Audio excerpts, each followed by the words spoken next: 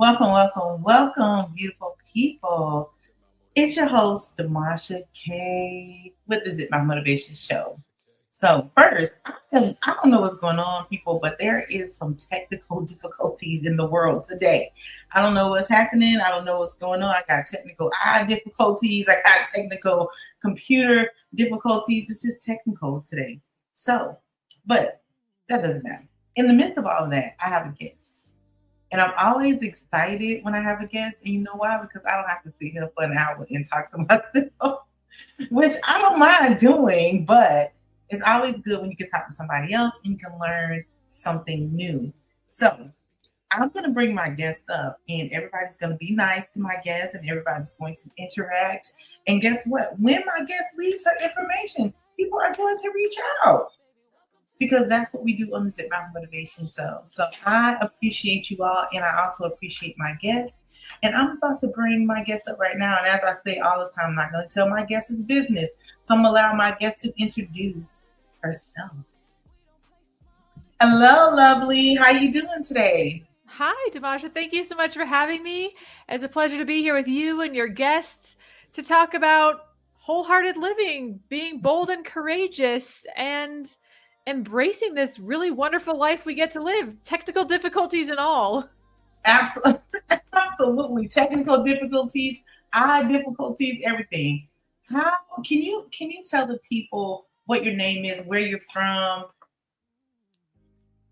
Yes, I'm Kym Coco, and I reside currently in Northern California, about 2 hours north of Lake Tahoe. So I'm up here in the mountains with more deer, raccoons, coyotes, wolves than people. And it's a wonderful place to be. I spend a lot of my time in the Sprinter van, actually, probably 70% of each year. I Right. grab the dogs, we get in the rig, and we travel to different parts of the country because I like to play golf, to experience with curiosity what our amazing country has to offer. And I teach women how to build confidence through sport and play, both on my blog, in my books, and in Right. the workshops I teach around the country. Wow. First, I've never met a woman who likes to play golf. So thank you. Thank you. This is my first time ever meeting a woman who likes to play golf. So I'm like, what? So I have to tell you, my mom still doesn't think golf is a sport. I didn't think I would like golf as a sport. I thought it's going to be too slow, too boring, it's too stiff. And my late husband got me into the game for this right, reason. He said, "You're intense. You have a great amount of focus, and you also like to be outside. So why right. not combine those? You get to hit a ball really hard and you get to walk around in kind of these Zen gardens that people put together with hazards and animals. And it's just a really great way to meet new people." I got Right. hooked. I can see that though. And he was like, you have such a like, your aura is like really nice. Like it's just really like upbeat, real happy. I can't see you being anyone who gets upset like real easily. Like I just see you like, oh, okay. Like great. Yeah, have a good day. Something like I it. don't throw my clubs. I'm not that kind of person.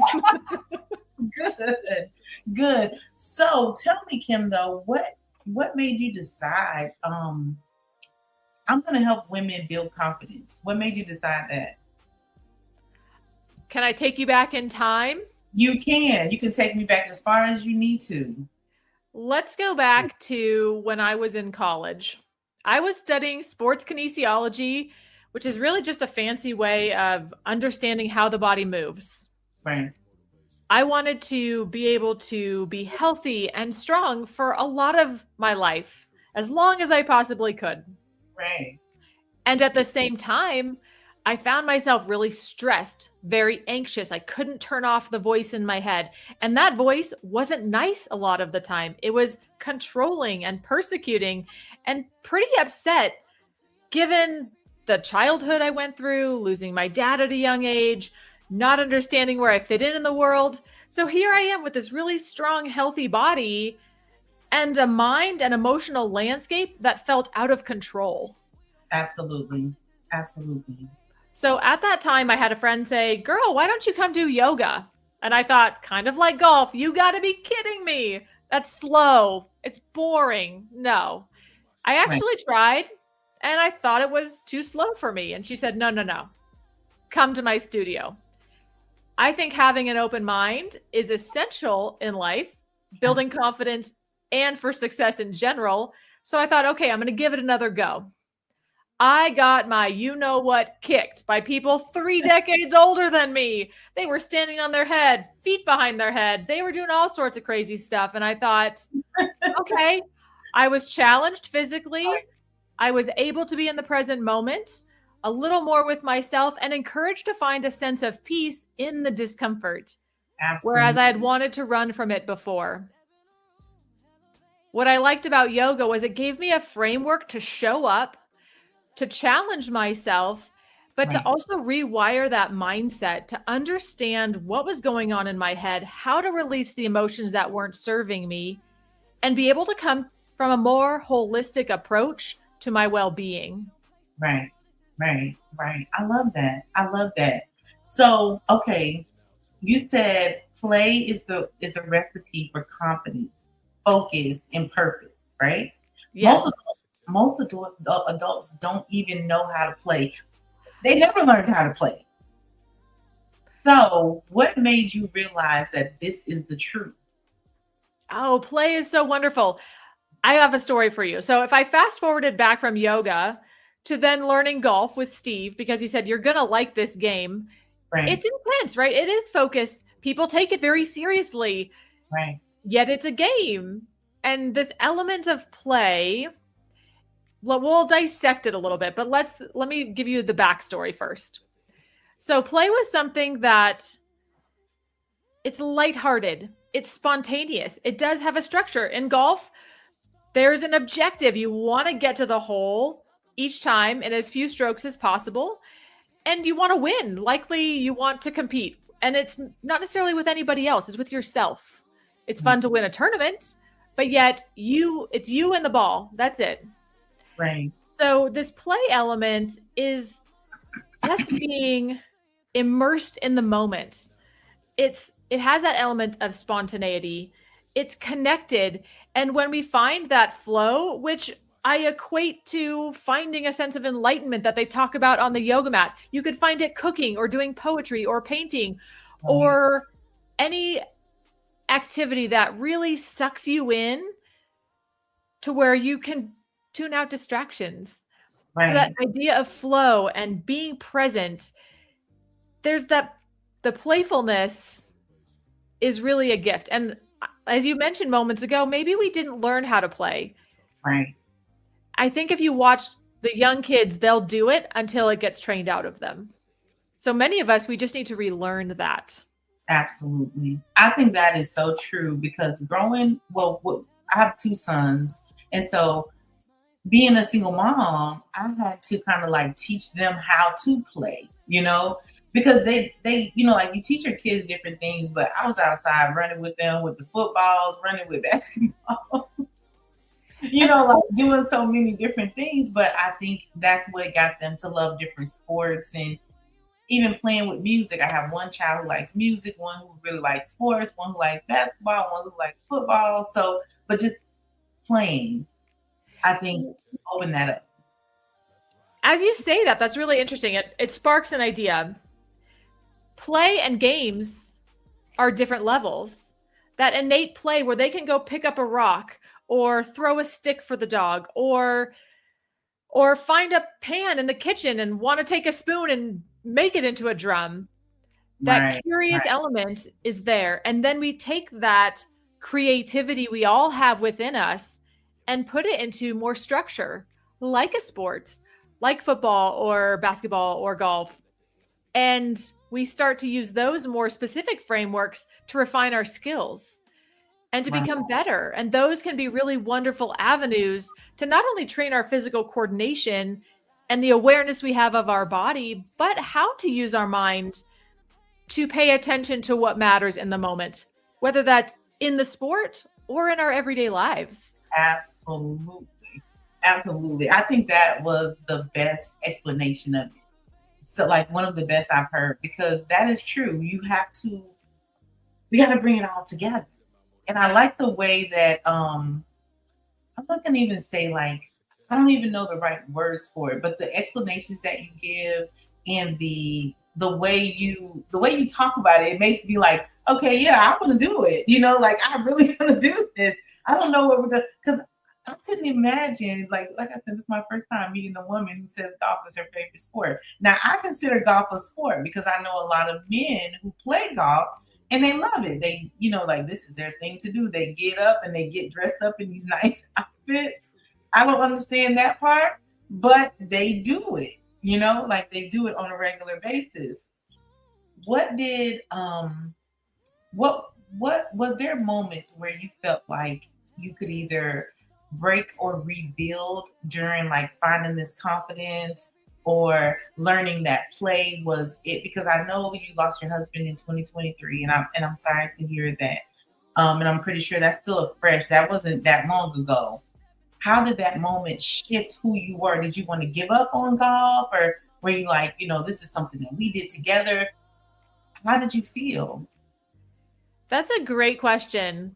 I'm going to tell you two stories. Yeah, yeah. So the first is when Steve was dying, he had a pituitary tumor, and we knew we had a certain amount of time left. So we wanted to make the most of every day because we didn't know that timeline. Right. We'd get up in the morning and we'd have conversations about really meaningful things in life.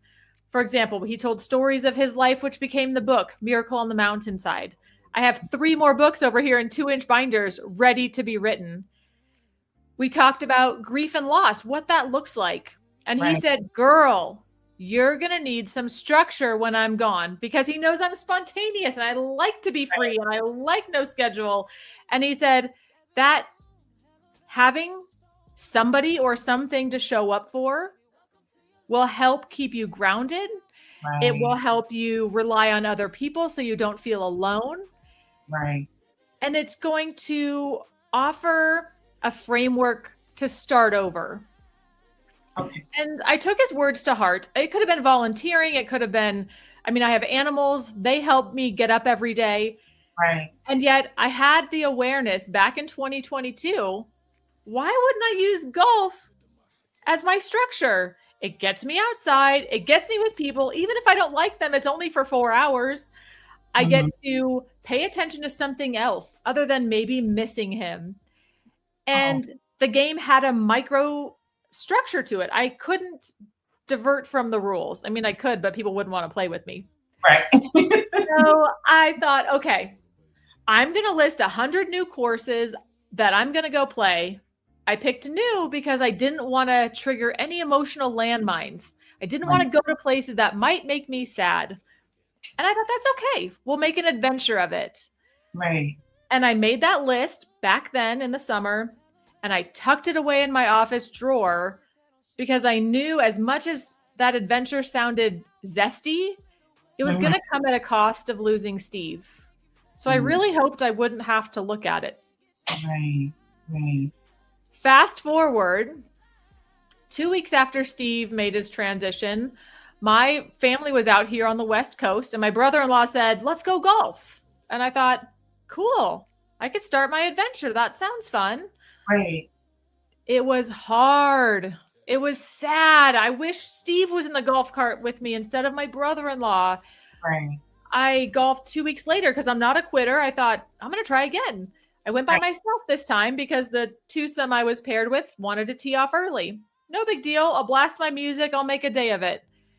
And again, I had a battle with myself. It was not the fun that we equate with play.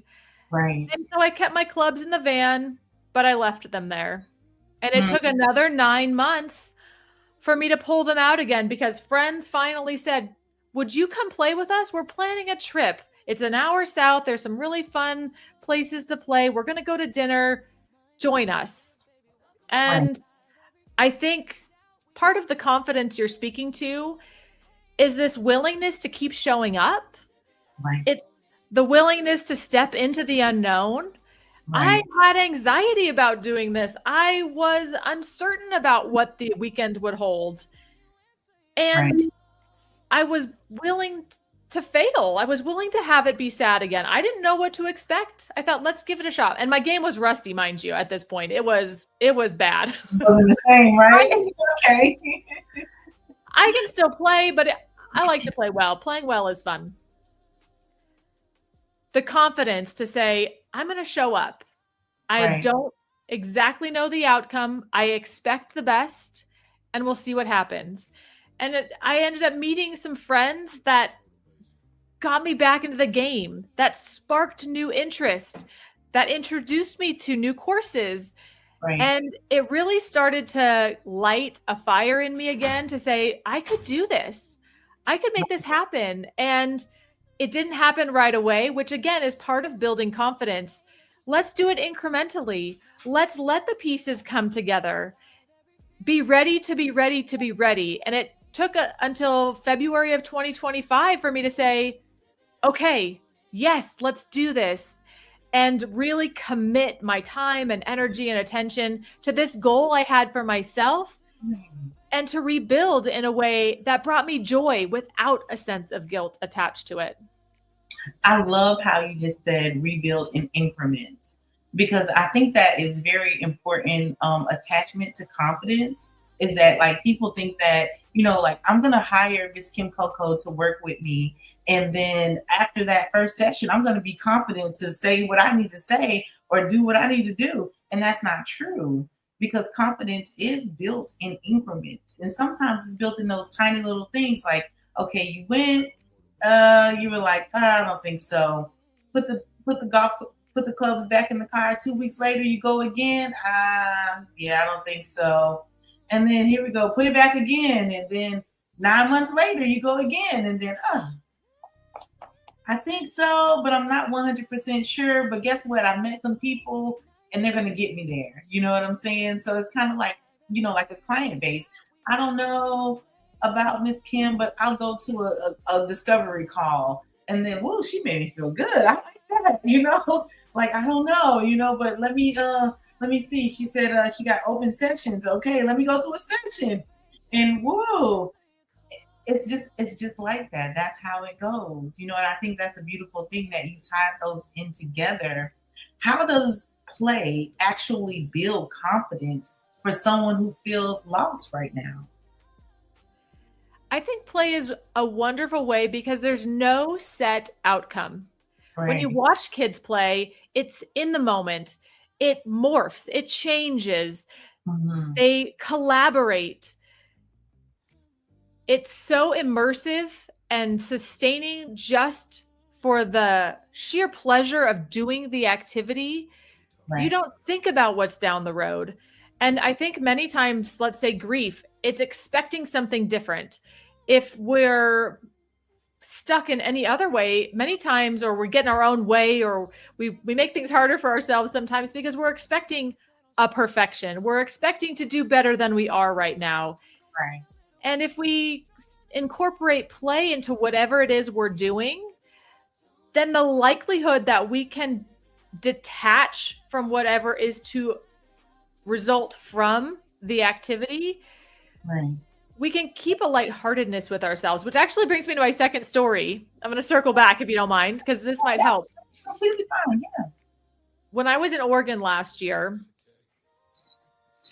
I had a perfect day. We've had these experiences where you show up and the conditions for whatever we want to do seem perfect. It was Right. sunny. There was no wind. I had nice people I was playing with. The people there said, we have days like this, maybe 10 out of the year total, 10 perfect days. And I got one of them. I thought, yes. I had a meltdown. It could have been the worst game of my whole life. My capacity to show up did not match the expectations I had. I was so expecting this outcome. It was tough. You know what I did the next day? I grabbed a friend. We went and played 9 holes. We just had fun. We'd shoot a second ball. We took our time. We walked. We watched the sunset. I ran the dogs. It didn't matter. We took the Right. stakes out of it. take all the pressure off. Right. And then the Right. next day, I woke up and I thought, it's another nice day. I don't want to go home just yet. I called up, do you have a spot for one by chance? He said, Right. one spot at 11:10 a.m. Do you want it? Heck yeah, let's go. And I played lights out. I had to find some resilience. 18 holes is a roller coaster in and of itself, Uh, just like anything. right. But to be able to refocus, to recenter, to trust the skills I have. And that's part of the play and the confidence, because many of us have it within us. Somehow there's a mental game that we've got going on that steps in the way of our body doing what it intuitively knows, the harmony we know at the core of our well-being. And so play helps us get out of our head and into what naturally can come out Right. in a good way. In a good way. In a good way.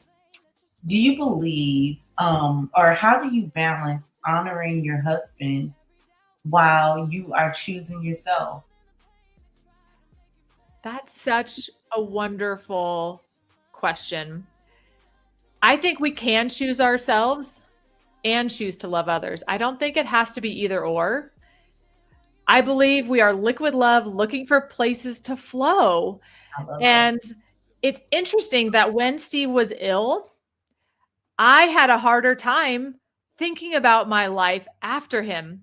I bought something for myself that I knew he didn't like, but I hid it in the closet because I didn't want to make him feel bad that I was going to use it when he was gone. I had a hard time thinking, okay, well, my life is going to go on without him. And Mm, yet there were moments that I gave myself that permission. And through the process of choosing to start over, right. I realized it wasn't choosing me over him. It could be me and him. I can choose to have fun. Like I would choose to put the oxygen mask on myself and then the person next to me. I can choose love for myself, let it Right. overflow, and flow it to the people around me. I flowed it to Steve in spirit through the book. Right. I have memorabilia around for him and I send him thoughts throughout the day. Right. Whether they're in body or not, I think we can focus on love. It's just a choice. It's a choice. It's a choice. And I love how because you're very confident, even he gave you this thing almost like he's like, this is for you because you have to have something. And so he's like, this is her thing. I'm sure he knew that, it was going to be when someone passes away, you go through the stages of death. And so the stages are many and they can last for a very long time. I think you're doing very well in your healing process. I commend you for that. I really do because, I would probably still be like tearing up right now, and you're probably fighting back those tears, but you're doing so good. And I'm really proud of you for that. I really am proud of you. Thank you, Um, Demasha. Can I say something to that? Yeah, yeah. I believe our emotions are a valuable currency, every emotion. And Mhm. when I had the grief and I had those moments of gut wrenching sadness, I would let them take over. I would feel into that pain. Right, And then I'd let the joy come back because, as you said, it's not linear, it is different. I knew that if I was to numb or dull the sadness I felt, it would simultaneously mute the capacity I had for joy. right, And if we can lean into all of the spectrum we get in our emotions, then we get to embrace this humanity in a better way. And there are moments I still get sad and I let myself feel that. right, And I right. know that that's going to flush through my system and I can come back to a sense of balance. I can refocus and then I can bring all of me to what I'm doing now without feeling like I'm faking it or forcing it or hiding some element of myself. Absolutely, absolutely. And I love that for you. I love that. Now you did something really special for him, and you are writing a memoir with, like while you're in this healing phase. How is that going? It's behind me. It's done. It was beautiful. I love it so much. It is a fantastic story because I got to tell you, he lived big. Before I met him, he had done sandblasting on a dam. Think 600 feet of being on a wooden platform for hours on end. I couldn't sign up for that. Not my thing. Not my thing. Not me. He lived in different places. Right. And part of his living big involved taking a motorcycle up a mountain highway, Mm-hmm. hitting shale, having the bike slide 40 feet. And he thought, okay, I can jump the guardrail. Only on the other side of the guardrail, it was no longer a soft, smooth landing. It was a cliff. And in the first chapter, it's all short stories, but he goes over the cliff, lays there on the side of the mountain, bleeding, broken in countless places, thinking, this is it. I'm going to die. And I'm making peace with that. But Right. sure enough, he has a miracle rescue. Firefighters see a glimpse of light off his helmet. They call a helicopter rescue. They bring blood to the scene. And he gets transported to a local emergency room. Right. It Right. takes 28 reconstructive surgeries to live, 3 years in a hospital bed, 3 more to learn how to walk. And you talk about stripping down your identities and getting really comfortable with that voice in your head Mm-hmm. and the fear of what does my life look like to start over? Because that's Right. starting over. We all have fear. Yeah. And the book starts out that way. And that experience allowed him to look back at his life through a lens of forgiveness and understanding. And then the next second half of the book really goes into the short stories of what it took to heal, the Right. doctors he met, the miracles he encountered, the nurse that heard him say, save my leg, get a second opinion. I want to keep my leg. Only he had tubes down his throat and up his nose, so he couldn't have spoken those words, but the nurse heard him and understood. So he got to keep his leg and learn to golf again and do Right. so many things that he didn't think were possible given the dire situation he was in on the side of the mountain. Right. Right. And Well, let me ask you this though. What part of his story do you feel the world needs to hear? And I know all of it, but I know there's like a particular part here that you like, the world needs to hear this because this is going to help multiple people, not just one person. it's interesting. He was given a second chance to live because of that miracle rescue. Mm-hmm. And yet he found himself in a hospital bed waiting for others to fix him, waiting for others to help him. And Mm, part of that is survival because you can't wash your own hair and you can't go to the bathroom on your own. And at the same time, he found himself being a victim, feeling like he didn't have the capacity to do it on his own. His mm, true healing, his physical well being didn't really start to return until he took ownership of being a cooperative component in the process of saying, yes, my mind can influence my body. Yes, I want to get well again. I right, believe I can get well again. I right. can have the tough conversation with his wife at the time that says, I don't want to go back to doing that job again because it was tearing me up. It was Mm-hmm. too stressful. I want to do something else. And Mm, so, this idea that you have the choice. You can play a victim in the circumstances of your life, or you can step into the shitty moments, excuse my language, the tough right. times, the uncertainty, and say, I might not have all the answers now, but I believe I can get the answers. I can make a better choice right here, right now. I can choose to feel better. I can learn some new tools and skills to move me in the direction I want to go. And as small as those step by step motions might be, I can be a part of this. I can get to where I want to go. Right. And that empowerment is really the option I choose to live by. And I invite any listener here to check out as well. Yes. I promise you, it feels like, it feels like this is a husband and wife team still. You know what I'm saying? It really does. Honestly speaking, like it just feels like he's still there with you and you guys are doing this together. Although it's like we only see you, but it's something special. Like it really is something special because you bring that confidence, you bring that drive, you bring that visual part. And it's just like his spirit is still riding with you, like, you got this, baby. You got it. Like I left this thing for you and you're taking off with it. And I'm just I keep saying this to you, but I am so proud of you. I really am. I'm Thank so proud of you. you. I'm proud of what you're doing. Um, what does um, taking your power back shot by shot really mean to you in your everyday life?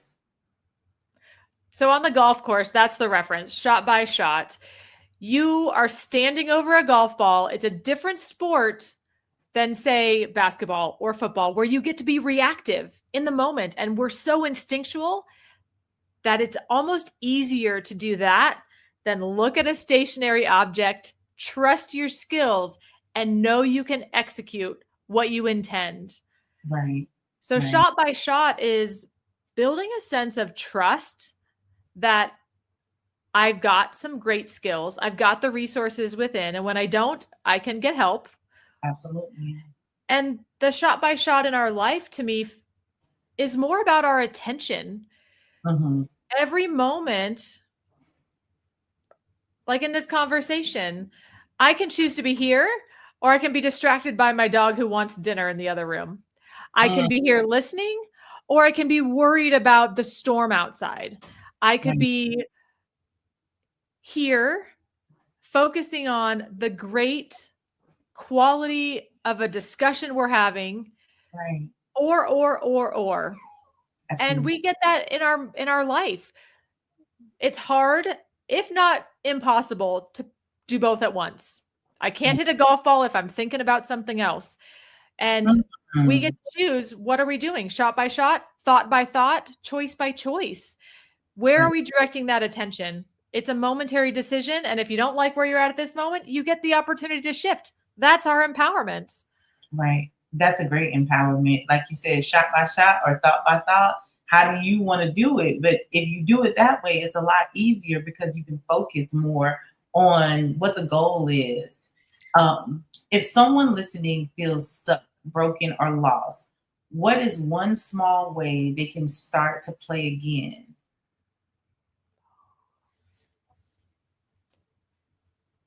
The first response I have to that is celebrate your awareness of where you're at.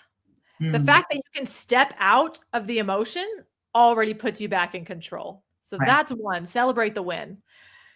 The second thing that comes to mind is I like to step outside and take a deep breath.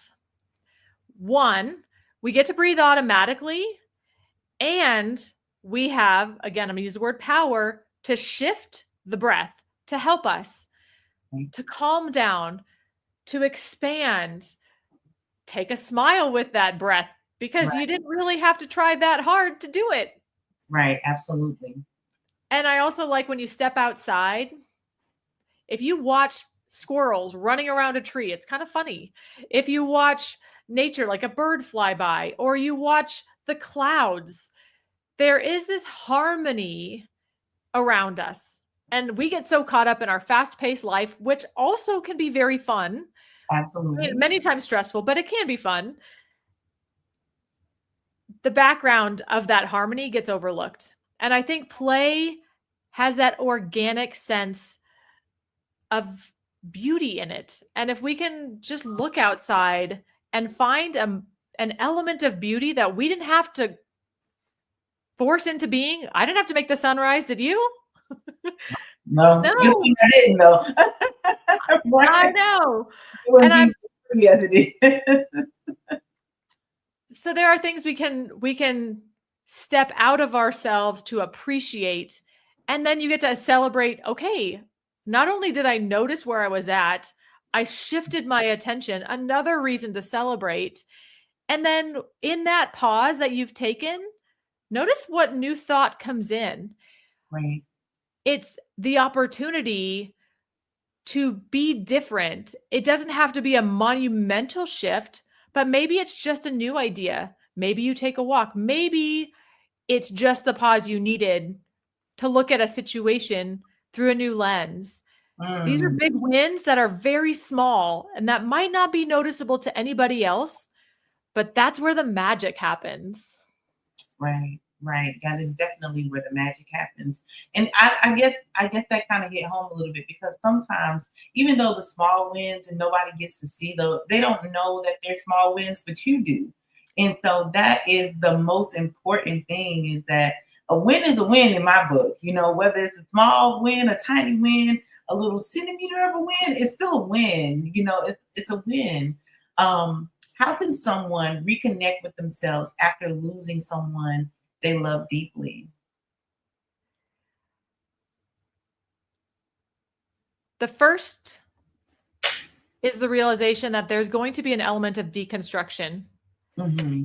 When we have these wonderful relationships, they're interconnected. We have daily habits, we have shared thoughts. And in my case, okay, what do you want to split for dinner tonight? Well, now I get to decide all on my own. That's an example. So when you go through these changes, no matter who it is in your life, whether they're physically leaving the planet or just changing locations, changing roles, Right. there is a deconstructive phase. And it's uncomfortable, it's disorienting, Mm, and we just naturally don't like pain. We want to run from that.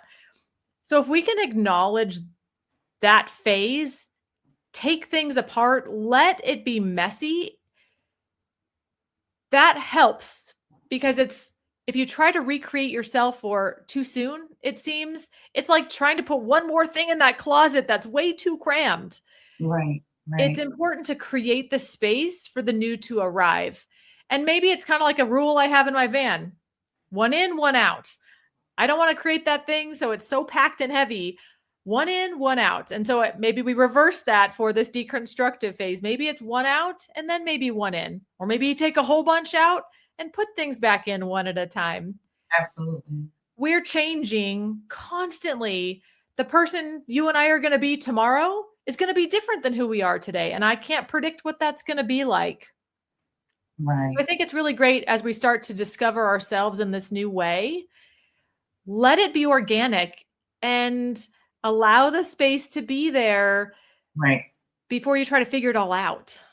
Absolutely. I think that is important to allow. I love that you always give yourself permission. Like in the beginning when we first started talking, you said, I allowed myself to feel, to go through those feelings. And I think as someone who is a peak performance confidence, like your confidence coach, I think that it's important for them to know your story that you meet this peak performance because you've done every step. You've done the increments. You've done the pushback. You've been the one to walk away and say, I don't think I'm ready for that. But right, because I'm feeling this right now. So I think that's beautiful. I really do. I really think that's beautiful. I have a few more questions for you, but I want to get out at least one time, and I should have did this in the middle of our time. If people want to connect with you, how do they do that? The best way is swagtail.com. That's the hub. It's going to get you to books where you can listen to the first chapter of Miracle on the Mountainside or read other chapters in these books.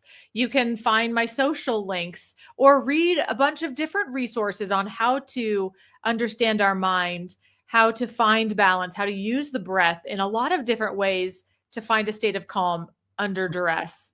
So swagtail.com is the best way to start. And then you can go down as deep of a rabbit hole as you want. Right. Okay.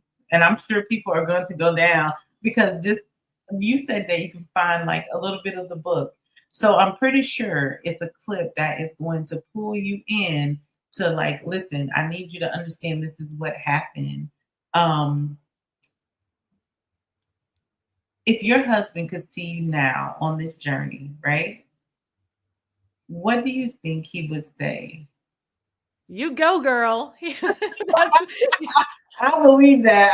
I really believe that. I believe that he would say, "You go, girl," because it just seems like a real, like you all were a match. Like this is my person. This is my person. And then he even said, like, "Listen, babe, I'm gonna leave something that's just like me here, golf." And then you have this drive and this passion to keep it going. Um, Finish this sentence for me. Play saved me because. It allowed me to have a lightness in the world again and trust the generosity of other people. Ooh, wow. That in part, trust the generosity of other people. That is big because it's hard to trust people. And then you're telling me to trust the generosity of them? Oh, now you're really pulling me into something that I'm not sure. You know what I'm saying? But if you don't learn to trust people, you can't get to that peak performance. And it's hard when you lose somebody you love. It That's triggers fear. It makes you want to, he was my person. How right. could I find somebody that would get me that way? How could I find somebody who would think of me and care for me in that way? And you That's know, there are a lot of really wonderful people that show compassion, that want to help, that mhm, have ideas that you might not have thought of, and that want to uplift. Just look at you and the gift you're doing in this radio show and all the people you touch on an right, every week basis, every right, day basis as your message gets out there. So we, I think it serves us to cut ourselves some slack and right. then to really understand that there are a lot of good-hearted people out there. I believe that. I believe that. And I have one more question for you. I have two actually. What is one truth you want every listener to walk away with today?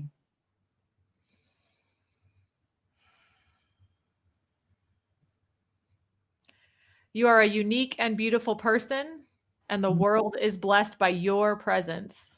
Right. I think that's powerful because I think in this world today, it's hard to find people that understand that they are unique and that it's okay to be different because that's what unique is. It's different. It means you're special in your own way, in your own ability, and in your own gift. And I think that, like I said, when I first met you, you said, I play golf. I'm thinking, like, I've never met a woman who says she plays golf. That is unique in my eyes. That is unique. Now, there's probably plenty of women that play golf for sport, but I don't watch golf for sport. So I wouldn't know those women, but I do know Kym. So I do know Kym. And so I think that's amazing. And you took something that is very unique for a woman to do. And you took that thing and you made it into something that supports others.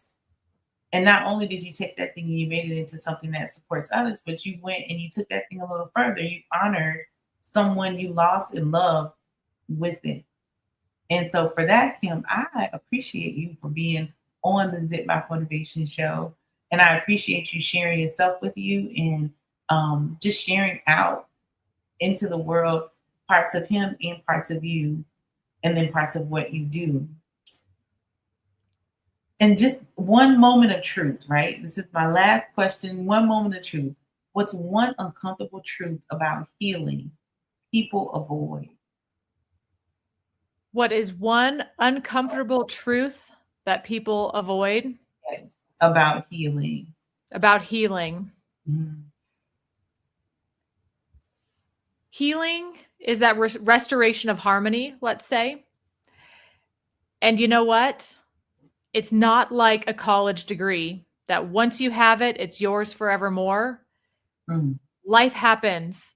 It's going to get messy again. You have wisdom, and then it seems to go out the window when a new challenge arises. So, can we step back in with the courage to try?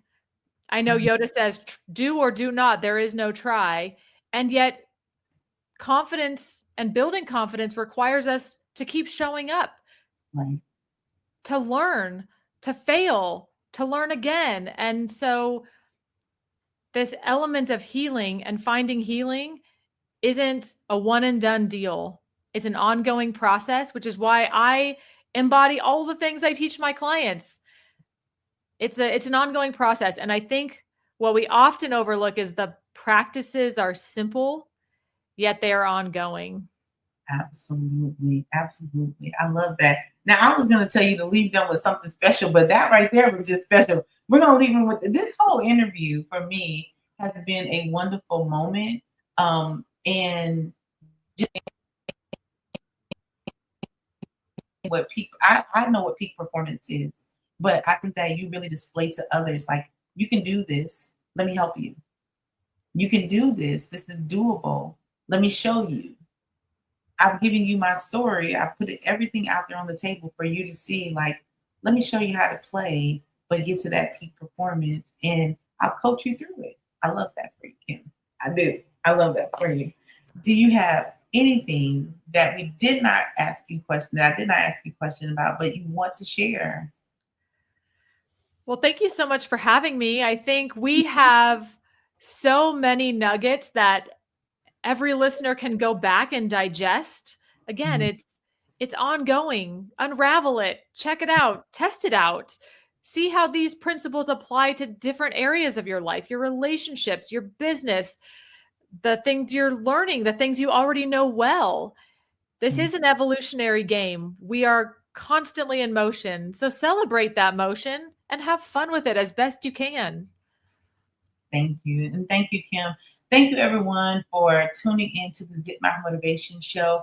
You all know, make sure you tune in every Tuesday, 101.5 Philly Vibe at 11 a.m. and 6 p.m. So there's two times. If you missed one show, you'll be able to see the next one. But make sure you tune in. If you don't get to hear the show on the radio, don't worry. We are on all platforms of podcasting and YouTube, Facebook, LinkedIn, Instagram, TikTok. We are everywhere. So you have no reason not to listen to what Kym has to say and what she brought to the table. Can you tell them, Kym, one more time about your book that you just wrote, your Yes, memoir of your husband? this is Miracle on the Mountainside, and you can get their books where anywhere books are sold, but swagtail.com is going to get you into the door and a bunch of resources to help you figure it out. Yes.